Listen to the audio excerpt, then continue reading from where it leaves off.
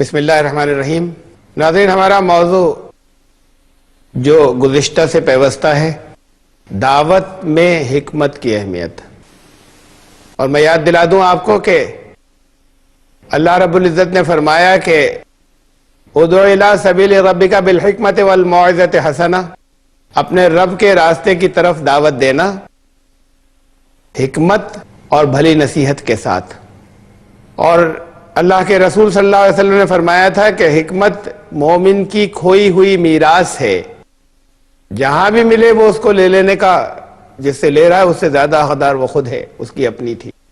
اور قرآن نے یہ کہا کہ حکمت بڑی زبردست چیز ہے، جسے عطا ہوئی اسے بڑا خیر عطا ہو گیا۔ اللہ جسے چاہتا ہے دیتا ہے، اور جسے حکمت ملی وَمَن یُؤْتَ الْحِکْمَتَ فَقَدْ أُوتِیَ خَیْرًا کَثِیرًا، اسے بڑی زبردست بھلائی ملی۔ یہ میں نے یاد دلایا آپ کو کہ حکمت کی اہمیت ہے، اور حکمت کا دعوت میں استعمال اس کے سلسلے میں میں نے بہت سی باتیں آپ کے سامنے رکھی ہیں۔ ایک بڑی اہم بات اس ملک میں، ہندوستان میں دعوتی حکمت کے سلسلے میں ہے حب الوطنی پر ہمارا بیلنسڈ یا متوازن رویہ، کہ ہمارا موقف حب الوطنی پر کیا ہو، اس کا تعین۔ حب الوطنی یعنی وطن کی محبت۔ بھارت ورش میں مسلمان وطن پرست نہیں ہو سکتا۔ پرستش یعنی پوجا، پوجا تو صرف ایک مالک کی، ایک اللہ کی، لیکن حب الوطنی، وطن کی محبت، یہ تو فطری چیز ہے۔ نہ قرآن میں یا حدیث میں کہیں نہ کہیں اگر فطری چیز ہے تو اس کی تائید کی ہوگی۔ جہاں پیدا ہوتا ہے ہر شخص، اس جگہ سے اسے محبت ہوتی ہے، یہ فطری بات ہے۔ لوگ باہر چلے جاتے ہیں غیر ممالک میں، وہاں زندگیاں گزار دیتے ہیں، برسہ برس وہاں پر رہتے ہیں، وہاں پر ان کی تنخواہیں زیادہ ہوتی ہیں، وہاں آرام و آسائش انہیں زیادہ ہوتا ہے، یہاں کے مقابلے میں مصائب ان کو نہیں ہوتے، اچھی نوکریاں ہوتی ہیں، اچھے بزنس اسٹیبلش ہو جاتے ہیں۔ اپنے وطن کی محبت نہیں جاتی۔ اپنے کسی گاؤں کے رہنے والے ہیں تو اپنے گاؤں کی یاد نہیں جاتی، اور اگر لوٹ کر اپنے گھر آئیں تو گاؤں کی مٹی سے ایسے لپٹتے ہیں، اور گاؤں کے گھروندوں سے، کچے گھروندوں سے جہاں کبھی رہا کرتے تھے ٹوٹے پھوٹے، کہ جیسے ان کے بچے ہوں، ان کی عزیز ترین متاع سامان ہو جو چھوٹ گیا تھا۔ یہ فطرت میں ہے محبت وطن کی۔ میں خود آج جہاں پر جس گھر میں رہتا ہوں، رامپور میں، میری پیدائش وہاں نہیں ہوئی تھی۔ ایک اور محلہ ہے جہاں پر، اس میں ایک گھر تھا کرائے کا، جہاں میں پیدا ہوا، کرائے کا گھر تھا۔ پانی کے لیے، اس کے اندر پانی نکالنے کے لیے پہلے کنواں تھا، بعد کو ہینڈ پمپ لگ گیا تھا۔ کچن ایسا تھا کہ خالی ایک شیڈ اوپر پڑا ہوا تھا، بس ادھر ادھر کوئی دروازہ نہیں تھا، کوئی دیوار نہیں تھی۔ اس میں بارش کی پھوار اور جھار آتی تھی، بجلی نہیں تھی، لائٹ، ہمارے فرشی پنکھے چلتے تھے، ہاتھ سے کھینچ کر وہ جلے جاتے تھے۔ آج میں جس گھر میں رہتا ہوں، ہمارا اپنا گھر ہے، وہ گلیوں محلوں کے اندر بڑے انٹیریئر میں تھا، یہ شہر کے نمایاں مقام پر ہے، بہت اچھا ہے، بہت آرام دہ ہے، کسی طرح کی کوئی تکلیف نہیں ہے، بلکہ بہت سے لوگوں سے، اللہ کے بہت سے بندوں سے بہت زیادہ اچھا ہے۔ لیکن آج بھی جب میں کبھی اتفاق سے ادھر جانا نہیں ہوتا، ان محلوں، ان گلیوں سے کبھی اگر گزرنا ہوتا ہے، اور کبھی میں اس گھر کے سامنے سے گزرتا ہوں جہاں میری پیدائش ہوئی تھی، تو میں نکل کر نہیں جا پاتا، میرے قدم رک جاتے ہیں۔ میں بہت دیر تک کھڑا اسے دور سے ان دروازوں کو تکتا ہوں۔ ایک محبت ہے جو پیدا ہوئی وہاں پر، کرائے کا گھر تھا، لیکن اس سے جو محبت تھی وہ آج تک باقی ہے۔ یہ فطرت میں ہے، یہ فطری بات ہے۔ اللہ کے رسول صلی اللہ علیہ وسلم جب ہجرت کی آپ کو اجازت مل گئی، اور یہاں جان کے دشمن، چپا چپا جان کا دشمن ہے، اور وہاں چپا چپا آواز دے رہا ہے اور استقبال کی تیاری کے اندر ہے، مدینے کے اندر۔ وہاں لڑکیاں دف بجا رہی ہیں اور گیت گا رہی ہیں استقبال کے اندر، اور پوری بستی جو ہے وہ ہموطن انتظار ہے۔ مدینے کے لیے جب روانہ ہوتے ہیں تو پہلے غار ثور کا رخ کرتے ہیں۔ 3 دن یہاں قیام ہے، اور اس 3 دن کے بعد پھر مدینے کی طرف روانگی ہے۔ مدینے کی طرف روانہ ہونے سے پہلے اللہ کے رسول صلی اللہ علیہ وسلم اس پہاڑ کی چوٹی پر کھڑے ہوتے ہیں، ایک نگاہ ڈالتے ہیں آخری اپنے وطن مکے کی طرف جسے وہ چھوڑ کر اب جانے والے تھے، اور یہ الفاظ زبان مبارک سے ادا ہوتے ہیں کہ میری قوم اگر مجھے یہاں سے نہیں نکالتی تو میں تجھے چھوڑ کر نہیں جاتا۔ وطن کی محبت تو تھی، استقبال وہاں ہے، وہاں حکومت ہے، وہاں لوگ آنکھوں کے اشاروں پر اپنی جانیں دینے کو قربان ہیں، اور یہاں جان گوارا نہیں ہے اور جان کے در پہ ہیں اور گھر کو گھیر لیا کہ اب زندگی کو ختم کر دیں۔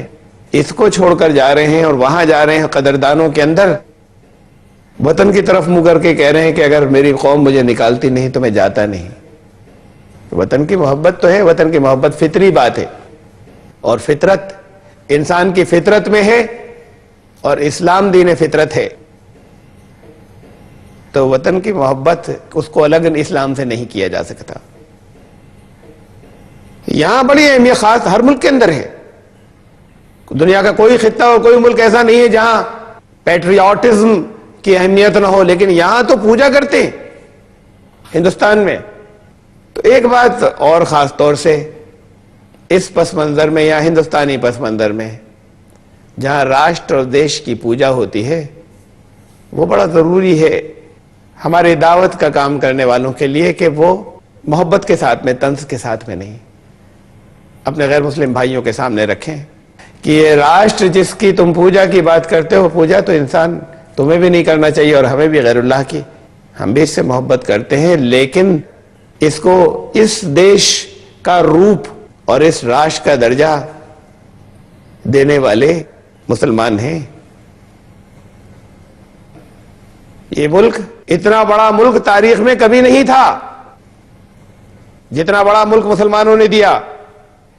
معلوم تاریخ میں، نون تاریخ کے اندر، نون ہسٹری کے اندر خرافاتوں اور دیومالاؤں کی بات الگ ہوگی، لیکن اگر بہت بڑا ٹکڑا تھا اور بہت بڑا حصہ تھا، تو جیسے بہار اسٹیٹ ہے، ویشالی اس کا نام تھا، بھئی یہ چھوٹے چھوٹے سے ٹکڑے تھے، تھوڑے چھوٹے چھوٹی سی ریاستیں تھیں جو جگہ جگہ بکھری ہوئی تھیں، یہ سب مل کر ایک ملک کہلائے، ایسا کبھی تاریخ میں تھا ہی نہیں۔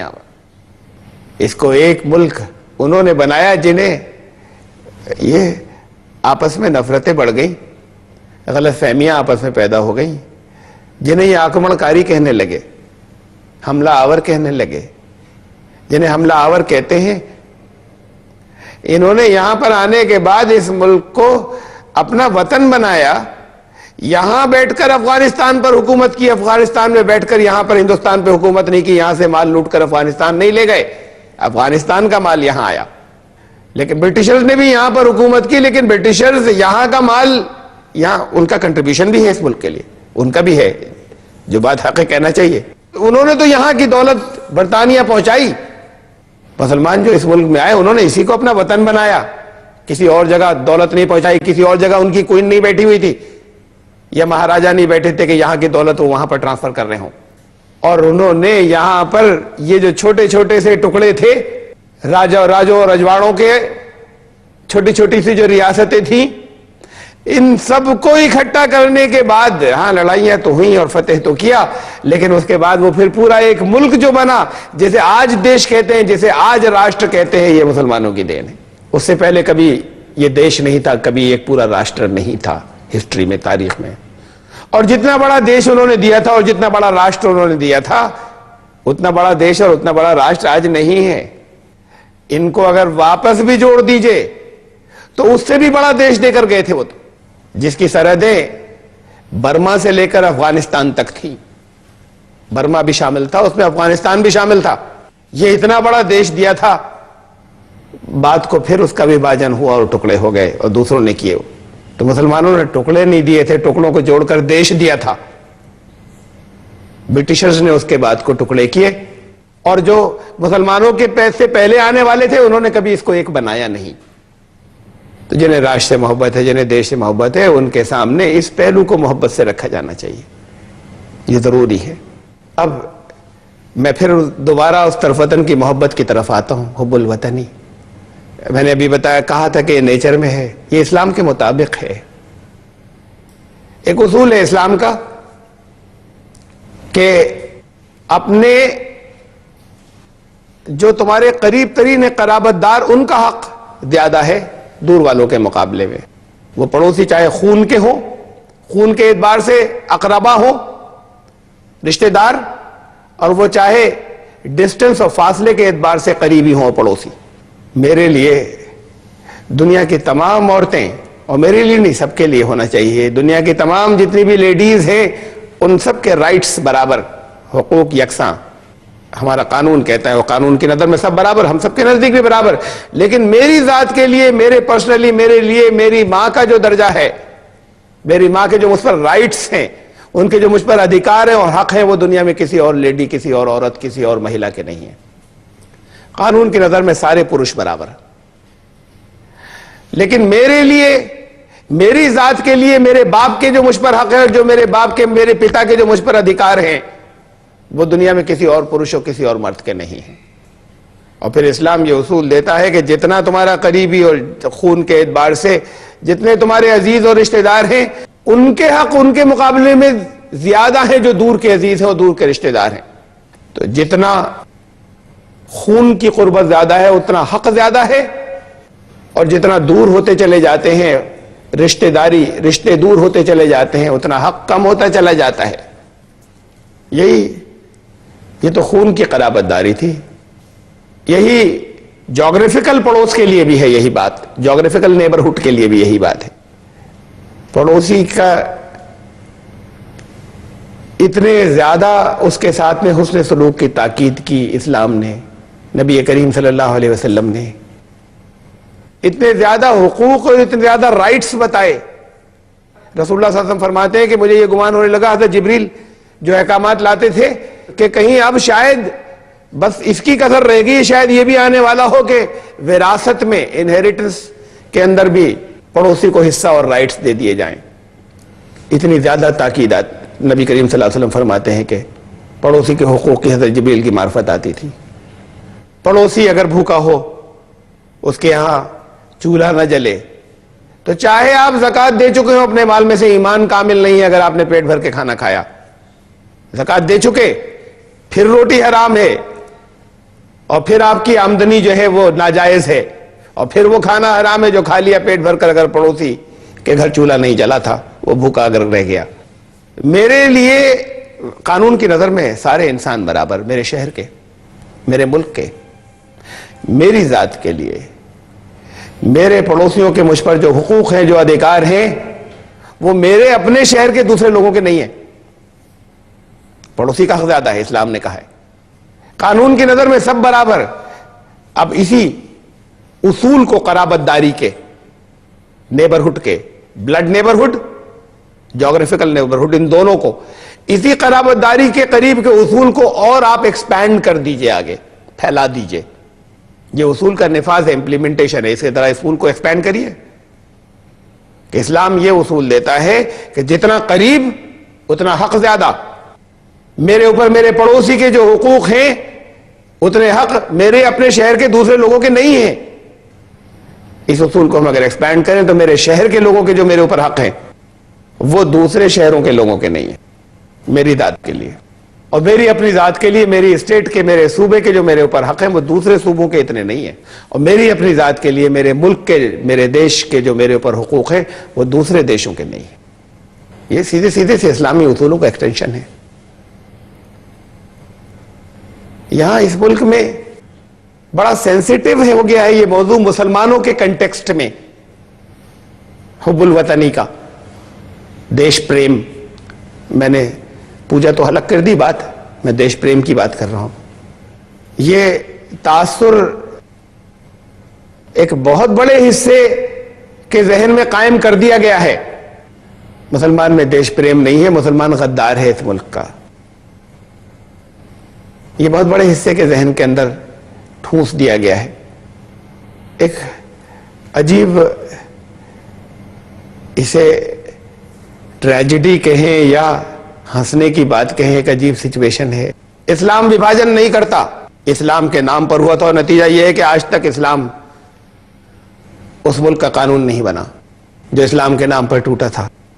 اسلام توڑتا نہیں، اسلام تو سرحدیں پھیلاتا ہے، اسلام سرحدیں کھینچتا نہیں، آگے بڑھتے رہتا ہے اور آگے بڑھتے رہتے ہیں اور آگے بڑھ جاتے ہیں، کوئی ٹکڑا الگ نہیں کیا جاتا۔ یہ تو پھر مسلمانوں کو ایک سمجھانے کی بات ہوئی ہے کہ یہ اس پہ غور کریں، اور خاص طور سے پاکستانی مسلمانوں کو کہ سوچیں اسے کہ دوبارہ ری یونائٹ ہونے کی تحریک چلا سکتے ہیں یا نہیں۔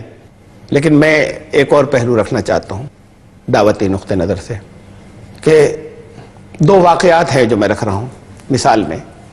ایک جینی، ایک لڑکا نوجوان دیوبند کی بات ہے، اس کے بارے میں مجھے معلوم ہوا، مجھے ہمارے ایک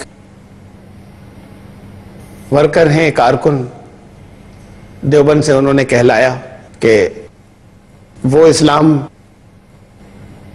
سمجھ چکا ہے لیکن کچھ خلش باقی ہے، کام ہو چکا ہے، کچھ خلش باقی ہے، آپ کبھی آتے تو ذرا سا آپ بھی مل لیتے۔ میرا جب دیوبند جانا ہوا تو اس کے لیے وقت نکالا، اس سے بات چیت ہوئی، میں نے کہا تمہارے ذہن میں جو سوالات ہیں اسے رکھو۔ اس نے بہت سے سوالات رکھے، میں نے ہر سوال کا جواب دیا، ہر سوال کا جواب ہو جاتا تھا اور اس پر وہ کچھ کہہ نہیں پاتا تھا، اگلا سوال کرتا تھا، لیکن مجھے لگاتار یہ محسوس ہو رہا تھا کہ جواب کے بعد وہ مزید تو آگے نہیں کہہ پا رہا، اس لیے کہ سب راستے بند ہو گئے، دلیلیں تو پہنچ گئیں، لیکن واضح تھا بالکل صاف کہ جیسے مینٹل سیٹسفیکشن نہ ہوا ہو، شرح صدر نہ ہوا ہو، چہرے سے محسوس ہو رہا تھا اس کے، یہ کوئی کسر تھی کہیں۔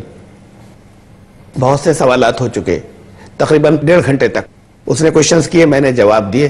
تقریباً 1.5 گھنٹے کے بعد ایک سوال اس کا آیا، جب کھیل کے میدان میں پاکستانی ٹیم جیتتی ہے تو مسلمان تالیاں کیوں بجاتے ہیں؟ میں نے اس سے کہا کہ سب مسلمان نہیں بجاتے، لیکن جو بجاتے ہیں تم سب کو سمجھ رہے ہو، لیکن جو مسلمان تالیاں بجاتے ہیں کیوں بجاتے ہیں یہ تو میں نہیں بتا سکتا۔ اس نے، سنجیو نے اتنی بات سنی، سنجیو نام تھا، اور وہ جینی تھا، ہندو نہیں۔ اس نے، اور جینی ہندو نہیں ہوتے، یعنی سناتن دھرمی نہیں ہوتے، اس بات کو بھی ذہن میں رکھیے گا۔ اس نے اتنی بات سنی اور ایسا ہوا کہ جیسے بالکل دل صاف ہو گیا، اس کا دھل گیا، اس نے کلمہ پڑھا فوراً۔ اس کا اصل سوال یہی تھا جو اس کی زبان پر نہیں آ رہا تھا، اور باقی سوالات تو بس وہ کر رہا تھا، کچھ ہچکچا کر یہ سوال لایا وہ، اور جیسے ہی یہ جواب اسے ملا ایسا ہوا جیسے سارے شکوے ختم، کوئی اس کا سوال ہی نہیں تھا کوئی، اور ایمان میں وہ داخل ہوا۔ ایک واقعہ اور سنانا چاہتا ہوں۔ میرے شہر میں جہاں میں رہتا ہوں، رامپور میں، وہاں سینٹ میریز کانوینٹ اسکول میں عیسائی بچوں کا ہائی اسکول اور انٹرمیڈیٹ لیول کے ایک کیمپ لگا۔ ہر چھٹیوں کے اندر یہ ان کا ایک عیسائیوں کا ایک ٹریننگ کیمپ ہوتا ہے اسٹوڈنٹس کا، بچوں کا، اور اس کے لیے اس سال، جس سال کی میں بات کر رہا ہوں، وہ رامپور ڈائسس کا سلیکشن ہوا کہ یہاں پر اور سینٹ میریز اسکول میں وہاں ان کا کیمپ رہے گا۔ میری نالج میں جب بات آئی تو میں نے کیتھولک چرچ کے جو فادر ہیں، میرے بہت قریبی تعلق سے، میں نے کہا فادر، یہ آپ کے یہاں بہت سے بچے آئیں گے ہائی اسکول اور انٹر لیول کے، آپ انہیں ایک اچھا کرسچن بننا سکھائیں گے، 30 دن تک رہیں گے، 1 مہینے کا ہوتا ہے وہ کیمپ، 30 دن تک وہ آپ کے ساتھ رہیں گے، کیا یہ اچھا نہیں ہوتا کہ 29 دن آپ ان کو ایک اچھا کرسچن بنانے کی تعلیم دیتے اور 1 دن ان کو کچھ دوسرے مذاہب کی نالج یا گیان سکھانے کی بات بھی کرتے کہ ان کو دوسرے مذاہب کے بارے میں بھی کچھ معلومات ہو جائے؟ وہ کہنے لگے یہ تو بہت اچھی بات ہوتی ہے، بڑا زبردست کام ہوتا ہے، لیکن اسے آپ ارینج کر سکتے ہیں، اگر آپ کر سکیں تو یہ بڑی خوشی سے ہم 1 دن اس کے لیے نکالیں گے۔ میرے ذہن میں تو یہ تھا کہ اسلام کی بات پہنچ جائے، میں نے کہا یہ کہ 1 دن دوسرے دھرموں کے لیے، اور پھر میرے ذہن سے تو وہ نکل گئی، لیکن جب وہ ان کا پروگرام 2-2.5 مہینے بعد سچ مچ بننے والا تھا تو انہوں نے فون کیا، مجھے فون کیا، انہوں نے کہنے لگے اس ڈیٹ سے لے کے اس ڈیٹ تک 1 مہینے وہ لوگ یہاں رہیں گے، اس میں سے 1 دن ہم نے آپ کے لیے نکالا ہے، جو آپ نے جو بات کہی تھی اس پر آپ لیکچر آپ کروا دیجئے۔ میں نے ایک سناتن دھرمی اسپیکر جو اس کی اچھی نالج رکھتے تھے انہیں بلایا، ایک بودھ اسپیکر کو بلایا، ایک جین اسپیکر کو بلایا، اور ایک سکھ اسپیکر کو بلایا، اور اسلام پر میں نے ارادہ کیا کہ میں خود بولوں گا۔ باقی اسپیکرز تو اپنی اپنی اسپیچز دے کر چلے گئے، میں نے چونکہ بلایا تھا, انہیں آرگنائز کیا, تو اس لیے میں سب کی اسپیچز میں بیٹھا. 70 سے کچھ زیادہ وہ بچے بچیاں تقریباً برابر تھے, لڑکے لڑکیاں اس کیمپ کے اندر. کہیں اکا دکا نوٹس بھی لے رہے تھے, اور ہر لیکچر کے بعد انہوں نے کچھ کوشچنز بھی کیے. 1 گھنٹے کے لیکچرز تھے. اسلام پر مجھے لیکچر دینا تھا یا پریزنٹیشن کرنا تھا. جو کچھ 1 گھنٹے میں نے کہا, بڑا بالکل کلیئر تھا وہ, بالکل صاف واضح محسوس ہو رہا تھا کہ بچوں کی دلچسپی بڑھ گئی تھی, اور بڑے ایکسٹینسو نوٹ لے رہے تھے. پہلے تو وہ کہیں کہیں اکا دکا کوئی چیز نوٹ کرتے تھے, بڑے ایکسٹینسو نوٹ لے رہے تھے. وہ کچھ باتیں انہیں زیادہ انٹرسٹنگ لگی تھی. اور پھر جب میں نے لیکچر ختم کیا تو ان سب نے یہ ڈیمانڈ کیا کہ یہ ٹائم بڑھایا جائے, ہم اور جاننا چاہتے ہیں. انہوں نے کہا, فادر نے بھی جو انچارج تھے, انہوں نے کہا کہ بھئی اتنا ہی ہم نے ارینجمنٹ رکھا تھا, اب دوسرے پروگرام ہیں اور یہ پاسبل نہیں ہے. لیکن سارے لڑکوں نے ان کے منع کرنے کے باوجود اس بات پہ انسسٹ کیا کہ نہیں, ہم چاہتے ہیں کہ ٹائم بڑھایا جائے. اور وہ مجبور ہو گئے, اور انہوں نے پھر ایکسٹینڈ کیا ٹائم. انہوں نے کہا اچھا 1 گھنٹہ اور. 1 گھنٹے اور میں نے کچھ باتیں بتائیں. اس کے بعد پھر کوشچن آنسر سیشن شروع ہوا, بڑا ایکسٹینسو, چاروں طرف سے سوال آ رہے تھے. اس سے پہلے کے لیکچرز میں اکا دکا سوالات تھے. بہت سے سوال آئے, میں جواب دے رہا تھا. اسی بیچ میں ایک سوال یہ پھر آیا, کوئی میچ ہوتا ہے, کرکٹ میچ ہوتا ہے یا ہاکی میچ ہوتا ہے, تو مسلمان پاکستان کو فیور کیوں کرتے ہیں, تالیاں اس کی طرف سے کیوں بجاتے ہیں.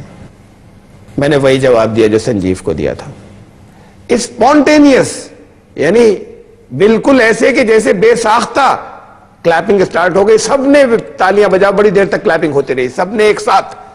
کسی سوال کے جواب پہ تالی نہیں بجی تھی اس سے پہلے. اس سوال کے جواب میں کلیپنگ سٹارٹ ہو گئی اور اچھی خاصی تالیاں بجی.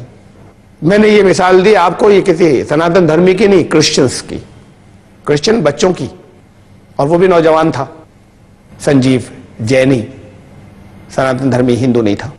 یہ بات خالی سناتن دھرمی ہندو نہیں, بلکہ یہ بات ان کو بھی پنچ کرتی ہے. حالانکہ نہیں ہے عام, لیکن کچھ لوگ کہیں اگر کرتے ہیں تو وہ لوگ امپریشن زیادہ جاتا ہے کہ جیسے مسلمان یہ کرتے ہوں. تو یہ بات جینیز کو پنچ کرتی ہے, یہ بات کرسچنز کو پنچ کرتی ہے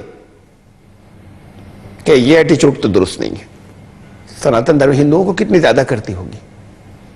دعوتی ماحول بہت اسپائل کرتی ہے, بہت زیادہ. بڑا نقصان کیا ہے کہ جہاں کچھ لوگ بعض جذبات میں آ کر جو صحیح طریقہ کار ہے, صحیح اس سے جو دینی اسلامی, ہم دیش بھکت نہیں ہیں, ہم دیش پریمی ہیں, ہونا چاہیے اگر فطرت میں ہماری ہے. ہمیں لوگوں کو محبت کا پیغام دینا ہے, اس ملک کو اسلام کی آغوش میں آنا ہے. میں ایک واقعہ بتانا چاہتا ہوں آپ کو. ایک بہت بڑے عالم دین اب اس دنیا میں نہیں رہے, ایسے کہ جن کی بہت فالوئنگ تھی, جن کے مسلمانوں میں بڑا وقار تھا, بہت اونچا مقام تھا. حضرت مولانا قاضی مجاہد الاسلام قاسمی رحمۃ اللہ علیہ فقہ اکیڈمی کے جنرل سیکریٹری تھے. مسلم پرسنل لا بورڈ, مجھے یاد نہیں اس میں کیا تھے, کوئی باڈی کوئی بڑی ایسی نہیں تھی مسلمانوں کی جس سے وابستہ نہ ہو. علمی حلقے خوب جانتے ہیں. رامپور, میں جس شہر میں رہتا ہوں, ایک مرتبہ وہاں تشریف لائے تھے, آتے رہتے تھے. ایک مرتبہ جب وہ آئے, ایک پروگرام تھا جو رکھا گیا جس میں ان کی تقریر ہونی تھی, اور وہ پروگرام ایک ایسی جگہ پر تھا کہ جہاں 100% مسلمان رہتے ہیں, یعنی آڈینس 100% مسلمان تھی. وہاں پہ پروگرام رکھا گیا جس میں ایک بھی غیر مسلم نہیں تھا. وہ موقع وہ تھا, مجھے سال یاد نہیں ہے, لیکن یہاں پر ان کی ممبئی اور مہاراشٹر کے لوگوں کو شاید یاد آ جائے گا. وہ موقع وہ تھا جب آئیڈینٹی کارڈ بنانے پہ زور دیا جا رہا تھا کہ ہر ایک جو ہے وہ آئیڈینٹی کارڈ ہر ایک کے لیے لازمی قرار دیا جائے. اور مسلمانوں کو اپریہنشن صحیح یا غلط نہیں معلوم مجھے, لیکن مسلمانوں کا عام تاثر یہ تھا کہ یہ مسلمانوں کو غیر ملکی قرار دینے کی سازش ہے, اس لیے کرایا جا رہا ہے. اس موقع کی بات ہے, مولانا نے تقریر کی, بہت دیر تک وہ یہ کیس بلڈ اپ کرتے رہے کہ ہم یہاں پر اس ملک کے اندر کرایہ دار نہیں ہیں, ہم مالک ہیں, ہم پارٹنر ہیں. کسی ایک پارٹنر کو یہ حق نہیں ہے کہ وہ دوسرے ایک پارٹنر سے پارٹنرشپ کا ثبوت مانگے. اگر وہ ثبوت مانگنا کوئی چاہے گا تو ہم نہیں دیں گے. بڑی تالیاں بجی. اس پر ہمیں اگر لڑنا پڑا تو لڑیں گے, لیکن ہم ثبوت نہیں دیں گے. کیسے؟ یہ رائٹ کہاں ہے, یہ حق کہاں ہے ایک پارٹنر کو دوسرے پارٹنر سے یہ ثبوت مانگنے کا کہ تم پارٹنر ہو یا نہیں. ہماری حیثیت کرایہ دار کی نہیں ہے، پارٹنرشپ کی ہے۔ اس کو انہوں نے بہت دیر میں کہا تھا، بہت سے الفاظ میں کہا تھا، یہ کیس بڑا بلڈ اپ کیا تھا اور بار بار بہت دیر تک تالیاں بجتی تھی، اس پر گونج گیا سب۔ جب وہ کافی دیر تک آخر میں اس کے یہ بلڈ اپ کر کے وہ لائے اور بہت دیر تک تالیاں گونجتی رہیں، ایک لمحے کی خاموشی کے بعد پھر انہوں نے کہا لیکن ایک بات یاد رکھیے گا اور ایک بات کا خیال رکھیے گا کہ اگر ہم یہاں پر پارٹنر ہیں اس عمارت کے اندر تو ہمارے یہ جذبات ہونے چاہیے کہ ہم اس کا کوئی کونا جھڑنے نہیں دیں گے، اور اگر یہ جذبات نہیں ہے تو پھر کرایہ دار ہی ہیں، پھر پارٹنر نہیں ہے۔ یہ ہمارے علماء نے انہوں نے سکھایا ہے ہمیں، یہ ان کی امانت ہے مرحوم کی جو میں نے پہنچائی آپ تک۔ ہمارے غیر مسلم بھائیوں کو معلوم ہونا چاہیے کہ ہمارے جو مذہبی جو ہمارے سربراہ یا ہمارے وہ لوگ ہمارے علماء میں تھے، وہ ہندوستان کے سب سے مقتدر علماء میں سے ایک تھے۔ یہ ان کے خیالات ہیں اور یہ کسی کو سنانے کے لیے نہیں کہے تھے انہوں نے، یہ خالص وہاں پہ غیر مسلم ایک بھی نہیں تھا اتنے بڑے مجمع کے اندر، خالص مسلمانوں کے درمیان میں یہ بات کہی تھی انہوں نے۔ اور ہمیں بھی انہی ٹرمز میں اسی نقطہ نظر سے ہمیں اس پہ غور کرنا چاہیے اور سوچنا چاہیے۔ حب الوطنی سے اسلام نہیں روک رہا، یہ تو ایک بات ہے۔ حب الوطنی فطری بات ہے تو اس لیے اسلامی بات ہے، یہ دوسری بات ہوئی۔ اور یہ تیسری بات ہے کہ اس ملک میں خاص طور سے ہر ملک کے اندر حب الوطنی کی، دیش پریم کی بڑی اہمیت ہے، لیکن بطور خاص اس ملک کے لوگ جو اسے پوجا کے درجے تک لے جاتے ہوں، بھکتی کے درجے تک لے جاتے ہوں، وہاں پر ہم کیوں مس گائیڈڈ ہیں، ہم میں سے کچھ لوگ کہیں، اور جو ہیں ہمارے دعوتی ساتھیوں کو، اور دین کی دعوت ہر مسلمان پر فرض ہے، اس کی ڈیوٹی ہے، انہیں سمجھانا چاہیے کہ اس سے اور دور جا رہے ہیں وہ، ان کو تو اسلام کی آغوش میں آنا ہے ایک دن، یہ پورا ملک اسلام کی آغوش میں آنا ہے، وہ وقت اور دور ہو جاتا ہے اس رویے سے۔ کسی وجہ سے بعض تاریخ میں کچھ چیزیں ایسی تھیں جو یہاں تک ہوتی چلی ہیں، اور اس ملک میں بعض واقعات ایسے ہو جاتے ہیں جس کی وجہ سے کچھ لوگ جو ہیں وہ کچھ غیر ذمہ داری کی حرکتیں کر لیتے ہیں، اور وہ میسج ہی جاتا ہے اور اس کو میڈیا ایسے پھیلا دیتا ہے کہ جیسے سارے مسلمان یہ کرتے ہوں۔ انہیں سمجھانا چاہیے اور ان کے ہاتھ روکنے چاہیے۔ یہاں بڑا اہم ہے اس ملک کے اندر ہمیں یہ پیغام دینا اور یہ میسج دینا، اور یہ فطری ہمارے اندر محبت ہونی چاہیے۔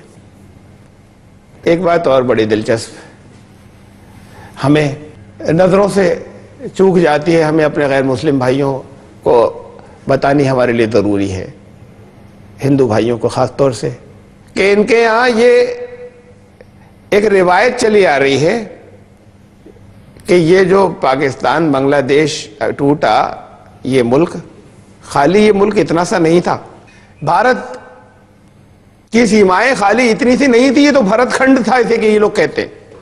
اصلی بھارت کی سیمائیں تو بہت آگے تک تھیں، اس میں ویسٹ میں، پچھم میں، مغرب میں پاکستان بھی شامل، پاکستان سے آگے افغانستان بھی تھا، ایران بھی تھا،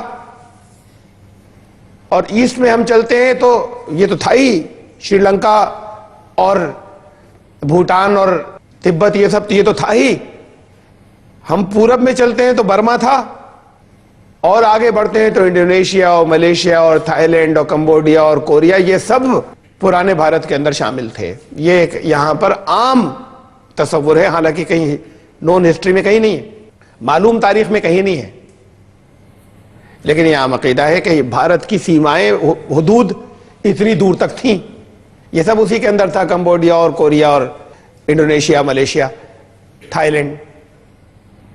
اس کے لیے وہ اپنے طرح طرح کے کچھ ناموں کے اور اس کے بہت سے اپنے ثبوت رکھتے ہیں، دیتے ہیں۔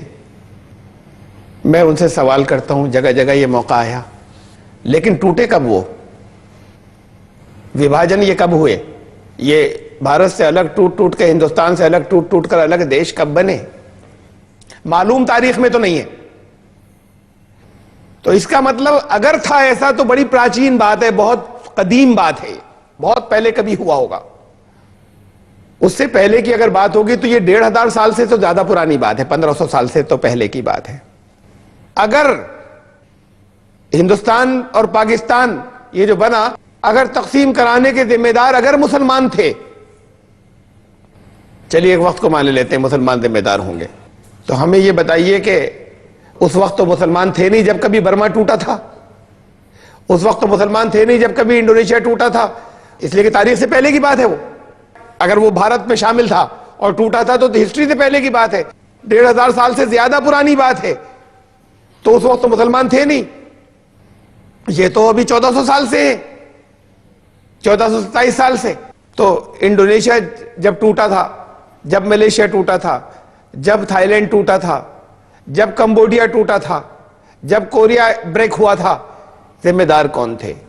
مسلمان تو اس وقت تھے نہیں. اس وقت انگریز بھی طاقتور نہیں تھے، برٹشرز بھی، کہ یہ ڈیوائڈ اینڈ رول کی پالیسی جو انہوں نے جگہ جگہ چلائی اور پوری دنیا کے اندر چھائے، اس وقت کی بات ہے، ہسٹری سے پہلے کی، پری ہسٹورک. کہ ہندوستان نے تو ترقی کی، لیکن یہ تو بالکل سارے وہ لوگ تھے کہ جنہیں کہا جائے کہ بالکل بیکورڈ، یہ برٹشرز. تو ان کی حکومت بھی نہیں تھی دنیا میں، ان کی پاور بھی نہیں تھی اور ان کی طاقت بھی نہیں تھی. تو یہ وبھاجن کس نے کرائی؟ یہ تقسیمیں کس نے کرائیں؟ آپ کہتے ہیں کہ مسلمان ذمہ دار تھے پاکستان بننے کے، چلو ہوں گے، نہیں بحث کرتے.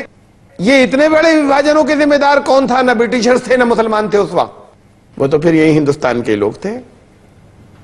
اور اگر ہندوستان کے رہنے والوں کو اگر ہندو کہا جاتا ہے تو وبھاجن کے اس اتنے لمبے چوڑے وبھاجن کے ذمہ دار بھی ہندو ہی تھے لگاتار. تو چھوڑے اس بلیم گیم کو، چھوڑے اس مسلمانوں کے اوپر اس الزام کو، اس بات کو کہ یہ وبھاجن کے ذمہ دار ہیں. اگر یہ چھوٹے سے حصے کی تقسیم کے ذمہ دار ہیں تو بہت بڑے حصے کی تقسیم کے ذمہ دار تو یہیں کے ہندو ہیں. آئیے محبت کی بات کریں دوبارہ. تاریخ میں کچھ بھی ہوا، بہت سے ہندو کہتے ہیں کہ مسلمانوں کی وجہ سے تقسیم ہوئی، بہت سے مسلمان کہتے ہیں ہندوؤں کی وجہ سے ہوئی. انہوں نے جینا دوبر نہیں کر دیا ہوتا تو یہ پاکستان نہیں بنتا. اور بہت سے اور دوسرے لوگ کہتے ہیں کہ نہ مسلمانوں کی وجہ سے ہوئی، نہ ہندوؤں کی وجہ سے، بلکہ برٹشرز کے ڈیوائڈ اینڈ رول کی پالیسی کی وجہ سے ہوئی. میں کہتا ہوں ان تینوں کی وجہ سے نہیں ہوئی تقسیم. وبھاجن ہوتا ہے نفرت کی وجہ سے، وبھاجن نفرت کی وجہ سے ہوتا ہے. اس سے پہلے جو جتنے ٹکڑے ٹوٹتے چلے گئے، جو اگر یہیں کے لوگوں نے یہاں پہ تقسیم کیا جب مسلمان اور برٹشرز نہیں تھے، کیوں ہوا تھا؟ نفرتیں پھیلی ہوں گی آپس میں کسی وجہ سے. دو سگے بھائیوں کے درمیان نفرت ہوتی ہے، دیوار کھڑی ہو جاتی ہے، گھر کے بیچ میں پارٹیشن ہو جاتا ہے. آدھے اینٹ کی دیوار کے اوپر جھگڑے ہوتے ہیں جس میں اب چارپائی کے اپنے دو پائے نہیں ڈال سکتے کہ یہ میری ہے یا تیری. چھوڑنے کو کوئی بھائی تیار نہیں ہوتا. اگر اس پارٹیشن کے بعد کبھی دونوں میں واپس اختلافات ختم ہو جائیں اور نفرت ختم ہو جائے تو کھڑکی بھی کھل جاتی ہے. تو کھڑکی بھی کھلتی ہے اگر پارٹیشن ختم ہو. اور اگر یہ تو ہے نفرت ختم ہونے کی بات کی کھڑکی کھل جاتی ہے دیوار میں، اور اگر نفرت محبت میں بدل جائے تو دیوار ٹوٹ بھی جایا کرتی ہے. ہم تو اس دن کے انتظار میں ہیں جب یہ دیوار ٹوٹے گی. مسلمانوں کو کوشش کرنی چاہیے اس کے لیے. اور میں نے ابھی کہا کہ پاکستانی مسلمانوں کو سوچنا چاہیے جب یہ دیوار پھر ٹوٹے گی اور یہ دیش پھر ایک ہوگا. اس کے لیے مسلمانوں کو کوشش کرنی چاہیے، اور خاص طور سے پاکستان کے مسلمانوں کو سمجھانا چاہیے کہ تحریک چلائیں اس کے لیے. ہم اکھنڈ بھارت کے حامی ہیں، ہم نے اس راشٹر کو بنایا ہے، ہم نے اس دیش کو بنایا ہے، اور ہم ہی اس یونائٹڈ دیش کو پھر واپس لانے کی کوشش کریں گے جس کی وجہ سے بھی تقسیم ہوا ہو. اور خالی جغرافیکل دیش کو نہیں، وہ دیش ہوگا جس کے اندر اسلام کا پیغام پہنچانے والے ہوں گے. اور یہ تو تیار بیٹھے ہوئے، یہ پورا، یہ اتنی بڑی عظیم اکثریت وہ سب اسلام کے اندر آنے والی ہوگی. بہت بڑا ملک ہوگا جس کے اندر یہ ساری کی ساری اکثریت جو ہے اسلام کو قبول کرے گی اور آئے گی. ساری دنیا کے لیے لے کر کھڑے ہوں گے اس کو، پوری دنیا میں پھیلانے کے لیے ہندوستان سے چلے گا. اس کے امام بنیں گے بھارت ورش کے اور ہندوستان کے لوگ. یہ حب الوطنی کے اوپر یا جو دیش پریم ہے، اس دیش پریم کے اوپر کچھ باتیں تھیں. اس بات کو میں پھر کہہ دوں کہ بڑے حساس اور بڑے سینسٹیو ہیں اس معاملے میں یہ لوگ. اور ہم ان سینسٹیوٹیز کی جتنی ہمیں دعوتی نقطہ نظر سے قدر کرنا چاہیے اتنی ہم پہچان نہیں کر سکے ان سینسٹیوٹیز کی. جنہوں نے سازش کی وجہ سے کچھ باتیں کہی ہیں ان کی سازش انہیں پر الٹ جائے گی جب ہم اکھنڈ بھارت کی بات کہیں گے. اور جو واقعی ایکسپیکٹ کرتے ہیں اس میں کرسچنز بھی ہیں، اس میں جینی بھی ہیں، جو واقعی ایکسپیکٹ کرتے ہیں کہ مسلمانوں کی حب الوطنی سے کچھ زیادہ ہونی چاہیے ہے، لیکن ان کو معلوم بھی ہونا چاہیے. اور یہ کچھ بعض غیر ذمہ دار جو ہیں ان کو ہمیں سمجھانا چاہیے کہیں اگر اس طرح کی کچھ باتیں ہوتی ہیں جو حب الوطنی کے خلاف ہوتی ہیں، دیش پریم کے خلاف ہوتی ہیں. ساری دنیا ہماری، ساری دنیا کے انسان برابر، لیکن ہمارے لیے ہمارے ملک کے لوگوں کے ہم پر حق زیادہ ہیں. تو دعوتی نقطہ نظر سے یہ موضوع خاص طور سے بطور خاص بڑا اہم تھا۔ میں نے تو سن 98 میں، سن 98 میں جب وہاں کی ملیٹنسی پیک پر تھی کشمیر میں، پونچھ میں جا کر یہی بات بڑے زور شور سے کہی تھی۔ وہ کئی ہزار لوگوں کا مجمع تھا، 4-5 ہزار لوگ تھے وہاں، اور اس میں لوگوں نے مجھے بتایا کہ 300 کے قریب ہیں اس کے اندر وہ ہیں جو مجاہدین کہلاتے تھے، جو اپنے آپ کو مجاہدین کہتے تھے۔ انہوں نے مجھے مارا نہیں، لوگ خاموشی سے یہ بات لوگوں نے چپکے سے دروازے بند کر کے کان میں آ کے آہستہ سے کہی۔ اتنا ڈرتے تھے اس وقت کہ آپ پہلے آدمی ہیں جس نے جب سے ملیٹنسی شروع ہوئی جس نے یہ بات یہاں آ کے اوپنلی کہی ہے۔ ارے اگر پورا کشمیر جو ہے وہ 97% اس وقت جو ہے وہ مسلم ہے اور 3% جو ہے وہ غیر مسلم ہے، یہی کشمیر جو ہے یہ 97% غیر مسلم تھا اور 3% مسلم تھا، اور چند بزرگوں کی وجہ سے، سید علی ہمدانی اور 2-3 شاہ نور الدین نورانی رحمۃ اللہ علیہ، چند بزرگوں کی کوشش سے ودن 50 ایئرز 3% 97% ہو گیا، اور 97% 3% محبت کے پیغام سے۔ لیکن یہ سلسلہ وہیں کیوں رک گیا؟ کشمیر سے آگے ہریانہ میں کیوں نہیں آیا وہ محبت کا پیغام؟ ہماچل میں کیوں نہیں آیا؟ پنجاب میں کیوں نہیں آیا؟ اور آگے کیوں نہ بڑھا؟ یہ ڈیمانڈ کیوں آ گئی کہ ہم اپنے ٹکڑے کو الگ کر لیں اسے؟ اسلام ٹکڑے الگ نہیں کرتا، آگے بڑھیے اور پھیلیے اور پھیلیے۔ یہ اکثریت اسی سے تو ہوئی تھی، محبت کا پیغام پھیلانے سے، اس محبت کو پیغام کو لے کر اور آگے چلتے۔ جو ہمارا کانسیپٹ دعوتی نقطہ نظر سے اور ہمارا ایٹیچیوڈ اور ہمارا نقطہ نظر اور ہمارا طریقہ دعوتی نقطہ نظر سے ہونا چاہیے یہاں پر اس ملک میں، اللہ تعالیٰ صحیح فہم عطا فرمائے، اور جتنے یہاں پر مسلمان ہیں سب کو دائی بننے کی توفیق عطا فرمائے، اور دائی کی تڑپ عطا فرمائے، اور حکمت کے استعمال کی توفیق عطا فرمائے۔ ناظرین، یہ چند باتیں تھیں دعوت میں حکمت کی اہمیت کے موضوع پر۔